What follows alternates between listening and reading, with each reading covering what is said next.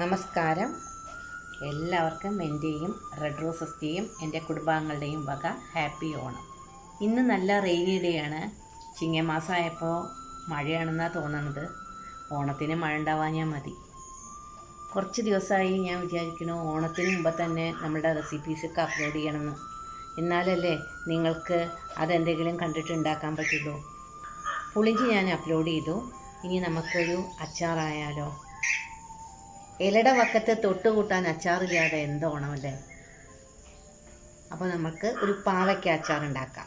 പാവയ്ക്ക എന്ന് പറഞ്ഞാൽ കയ്പ്പാണല്ലോ, അത് ആർക്കും അത്ര താല്പര്യം ഉണ്ടാവില്ല. ഒട്ടും കയ്പ്പില്ലാത്ത വിധത്തിലാണ് ഞാൻ ഈ അച്ചാർ ഉണ്ടാക്കിയിരിക്കുന്നത്. നിങ്ങളതൊന്ന് കണ്ടു നോക്കൂ. അപ്പോൾ നമുക്ക് അച്ചാർ ഉണ്ടാക്കാം. അടുക്കളയിലേക്ക് പോവാം. മാവേലി നമ്മുടെ പടിക്കലെത്തിയില്ലേ. അപ്പം നമുക്ക് ഓണത്തിനെ വരവേൽക്കണ്ടേ? ഓണത്തിനെ വരവേൽക്കാനായിട്ട് ആദ്യം തന്നെ ഒരു പാവയ്ക്ക അച്ചാർ നമുക്കുണ്ടാക്കാം. നന്നായി കഴുകി നീളത്തിൽ മുറിച്ച പാവയ്ക്കയാണ് ഇത്. ഏകദേശം 1 കിലോ പാവയ്ക്കുണ്ട്. ഒരു 1.5 ടീസ്പൂൺ ഉപ്പ്, 2 ടീസ്പൂൺ മുളക് പൊടി, 1 ടീസ്പൂൺ മഞ്ഞൾപ്പൊടി, ഇതെല്ലാം കൂടിയിട്ട് നമുക്കൊന്നാണ്ട് കൂട്ടി യോജിപ്പിക്കാം. പാവയ്ക്ക അച്ചാർ ഭയങ്കര ടേസ്റ്റിയാണ് കേട്ടോ. പാവയ്ക്ക അച്ചാർ ഉണ്ടാക്കി കഴിഞ്ഞാൽ അതിൻ്റെ കയ്പ്പ് നമുക്ക് തീരെ അനുഭവപ്പെടില്ല. എങ്ങനെയാണ് കയ്പ്പ് ഇല്ലാതെ പാവയ്ക്ക അച്ചാർ ഉണ്ടാക്കണതെന്ന് ഞാൻ നിങ്ങൾക്ക് കാണിച്ചു തരാം. ഇതിങ്ങനെ കൂട്ടി യോജിപ്പിച്ചതിന് ശേഷം അരമണിക്കൂർ നമുക്ക് റെസ്റ്റ് ചെയ്യാൻ വെക്കാം കേട്ടോ. അപ്പോൾ ഇതിങ്ങനെ ഇരിക്കട്ടെ അരമണിക്കൂർ. അത് കഴിഞ്ഞാൽ നമുക്ക് ഇതൊന്ന് വെളിച്ചെണ്ണയിൽ മൂപ്പിച്ചെടുക്കണം. അച്ചാർ ഞാൻ എണ്ണയിലാണ് ഉണ്ടാക്കണത് വെച്ചാലും പാവയ്ക്ക ഒന്ന് മൂപ്പിച്ചെടുക്കുക നമ്മൾ വെളിച്ചെണ്ണയിലാണ്. അപ്പോൾ അരമണിക്കൂറായി റെസ്റ്റ് ചെയ്യാൻ വെച്ചിട്ട് ഒരു ചീനച്ചട്ടി എടുത്തിട്ട് അതിൽ നല്ല വെളിച്ചെണ്ണ ഒഴിച്ചിട്ടുണ്ട്. അതിലേക്ക് നമുക്ക് ഈ പാവയ്ക്ക ഒന്ന് മൂപ്പിച്ചെടുക്കാം.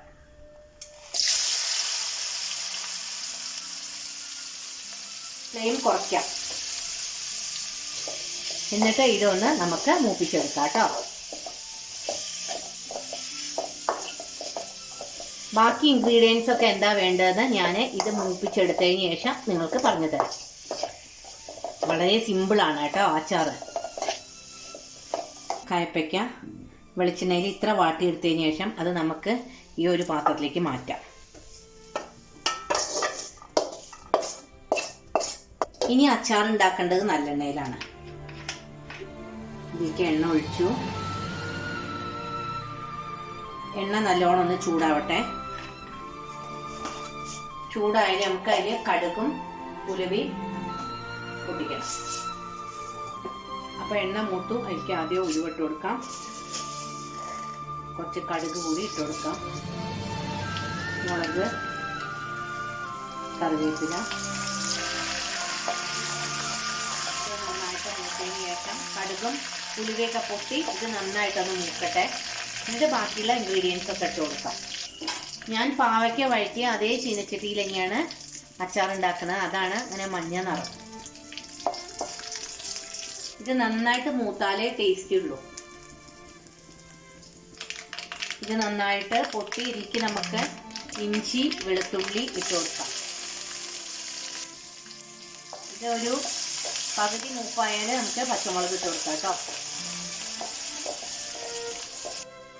അപ്പോൾ നമ്മളുടെ വെളുത്തുള്ളിയും ഇഞ്ചിയും ഒരുവിധം മൂത്തു. അതിലേക്ക് ഈ പച്ചമുളകും കൂടി ഇട്ട് കൊടുക്കാം.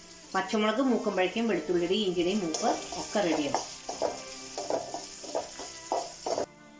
അപ്പോൾ ഇതൊക്കെ നന്നായി മൂത്തു. ഇതിലേക്ക് ആവശ്യത്തിനുള്ള മുളക് പൊടി 2 ടീസ്പൂൺ. ആദ്യം നമ്മൾ 2 ടീസ്പൂൺ മുളക് പൊടി, ഒരു 1/4 ടീസ്പൂൺ മഞ്ഞൾപ്പൊടി ഇട്ടുണ്ട്. ഇതിലേക്ക് കുറച്ചും കൂടി മഞ്ഞൾപ്പൊടി, ഒരു നിറം കിട്ടാൻ.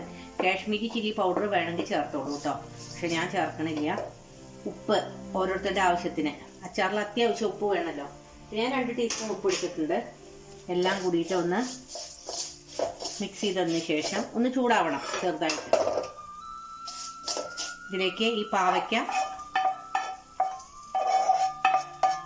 വെളിച്ചെണ്ണയിൽ വാട്ടിയത് ഇട്ട് കൊടുക്കും. നന്നായിട്ട് ഇളക്കുക. കളറിനെ കണ്ടില്ലേ, നല്ല ചേഞ്ച് ആയിട്ട് വരുന്നത്. വേണമെങ്കിൽ നമുക്കിത് ഇപ്പം തന്നെ കൂട്ടാമെന്നുള്ള ഒരു മട്ടാവും. എത്ര ദിവസം വേണമെങ്കിലും ഇത് കേട് വരാതെ ഇരിക്കും കേട്ടോ. ഇത് ഉണ്ടാക്കിയതിന് ശേഷം പുറത്ത് വെച്ചിട്ട് പാത്രത്തിൽ ഇരുന്നിട്ട് ഒന്ന് പാകാവാനുണ്ട്. അപ്പം കൂട്ടിയാലാണ് ഭയങ്കര ടേസ്റ്റി കേട്ടോ. നമ്മുടെ കയ്പ്പ് രസമൊന്നും ഒട്ടും അറിയില്ല. അതിനുള്ള ടെക്നിക്കൊക്കെ ഞാൻ അതിൽ ചെയ്യുന്നുണ്ട്. നമുക്കിതിലേക്ക് കുറച്ച് ടാമറിൻ പൾപ്പ് ഒഴിച്ചു കൊടുക്കാം. കുറച്ച് മതി കേട്ടോ. അപ്പോൾ അതിൻ്റെ കയ്പ്പ് നമുക്ക് ഒട്ടും അറിയില്ല, ഈ പുളിയും ഒക്കെ ഉള്ള കാരണം. ഇതിൽ കിടന്നിട്ട് ഒന്ന് വേവട്ടെ. ഇതിലേക്ക് നമുക്ക് 1 സ്പൂൺ കായം ഇട്ട് കൊടുക്കാം കേട്ടോ.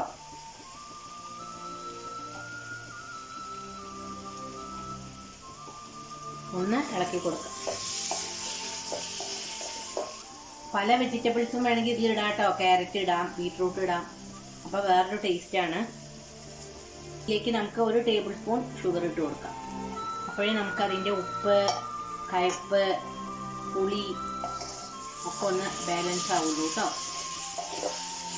അപ്പോൾ ഇതൊന്ന് ഇതിൽ മെൽറ്റായി കഴിഞ്ഞാൽ വിനിഗർ ഒഴിച്ചു കൊടുക്കാം.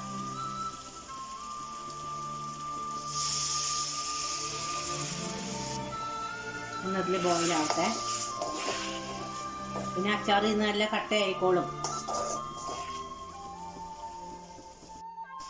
അപ്പോൾ നമ്മുടെ അച്ചാർ ഇവിടെ റെഡിയായി ഇരിക്കുക. നമുക്ക് 1 സ്പൂൺ ഉലുവപ്പൊടി ഇട്ട് കൊടുക്കാം. ഒന്ന് ഇളക്കി കൊടുക്കാം. അപ്പോൾ ഓണത്തിന് പാവയ്ക്ക അച്ചാർ റെഡി. ഇനി ഇതിലിരുന്നിട്ടൊന്ന് വറ്റും കേട്ടോ.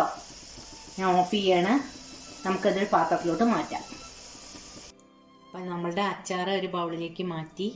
എരിവും പുളിയും മധുരവും ഉപ്പും എല്ലാം നിറഞ്ഞ ചെറിയ ഒരു കയ്പ്പുമുള്ള അടിപൊളി പാവയ്ക്ക അച്ചാർ ഇവിടെ ഓണത്തിന് റെഡി ആയിരിക്കണു. എല്ലാവരും ഇത് ട്രൈ ചെയ്തോളൂ. ഒട്ടും ഫ്ലോപ്പ് ആവില്ല. അടിപൊളി അച്ചാറാണ്. പ്രിസർവേറ്റീവ്സ് ഒന്നും ഞാൻ ചേർത്തിട്ടില്ല.